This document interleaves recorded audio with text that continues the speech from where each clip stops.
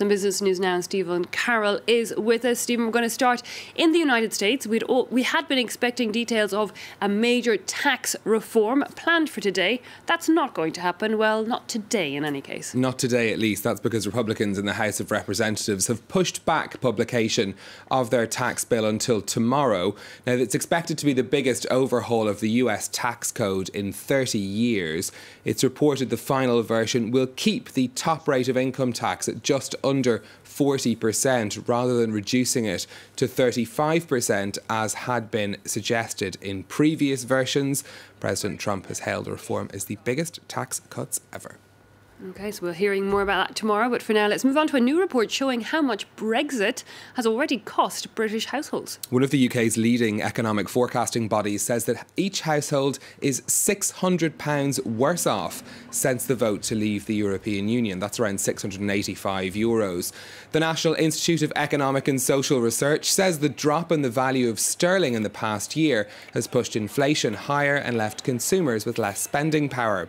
It expects inflation to peak at 3.2% later this year.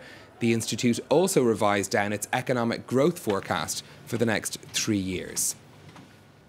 Meanwhile, a more positive economic story here in France. The economy heading for its best performance in 6 years. The French economy grew by 0.5% in the third quarter and looks on track to meet and maybe even surpass the government's growth target for this year.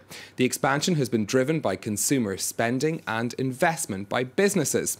One such company that's expanding is the luxury brand Hermès, and it's creating jobs in the process. Solange Mijan reports. This quiet town, just an hour's drive south of Paris, will soon become a luxury hotspot. For Hermès plans to open a bag factory here. In Montreux, the French brand will be hiring 250 workers. Hermès' signature Birkin bags cost on average €15,000, and the long waiting list for them is growing. For in the past 6 months, overall Hermès sales grew by nearly 10%. For the town of 12,000, a Hermès factory is great news, with many saying the jobs will give a much-needed boost to the local economy. We need it. We're a welcoming place and we have everything you could want. The stores need the boost to make it a bit more dynamic, so it's very important for us. Hermès already employs 8,000 people in France, and the Montreux workshop won't be the only addition. Another factory with another 250 workers is slated to be built outside Bordeaux. They were really looking for a calm place for their employees.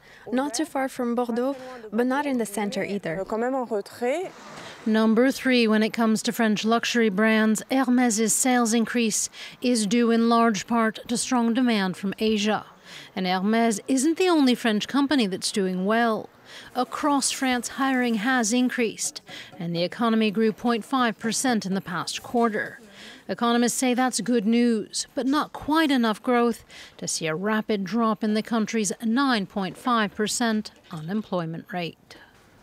Let's take a look at what's happening on the markets for you next. And we've got shares opening in the green here in Europe. Oil and gas companies leading the gains. That's as oil prices remain near a 2-year high in trading. In London, though, not such good news for the retailer Next. Their shares down 7% at the open after their latest results. Over in Asia, it was a similar picture. Gains pretty much across the board. The Nikkei in Tokyo up by almost 2%. That's after Sony saw its shares soar by over 11% after its latest results, showing strong sales of PlayStation games and smartphone parts.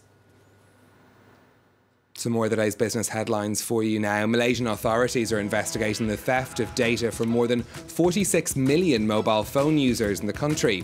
The information includes phone numbers, ID numbers and addresses. The leak was discovered after a local technology news website found the information was for sale on the dark web. Brazil's Senate has voted to soften new rules which Uber said would have sunk its business in the country. Senators abandoned requirements, including one that Uber cars would need the same license plates as taxis. The bill now goes back to the lower house of Congress for debate.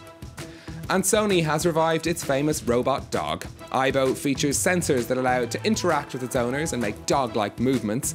It's the return of a product line for Sony that was discontinued in 2006. Thanks to the use of cloud data, Aibo's behaviour can adapt to its environment, proving you can teach a robot dog new tricks. Good to know. Now, on to finally from you a story that I hope will be adopted globally. There is a Japanese company now offering non-smokers the chance to take their cigarette breaks. Staff at a company called Piala in Tokyo, it's an online marketing firm, are being given 6 extra days holidays if they're non-smokers to compensate for the time that their colleagues spend smoking. A company spokesman said because their offices are on the 29th floor, it takes at least 10 minutes to go and have a cigarette. The move is also an incentive to encourage the 42 smokers out of 120 at the company to give it up. So far, 4 have been tempted by the extra time off. I like the idea. I think even without that 29 flights of stairs or whatever, it still works out roughly for all of us about a week off. Stephen Carroll with the Business Update. Thanks indeed for that.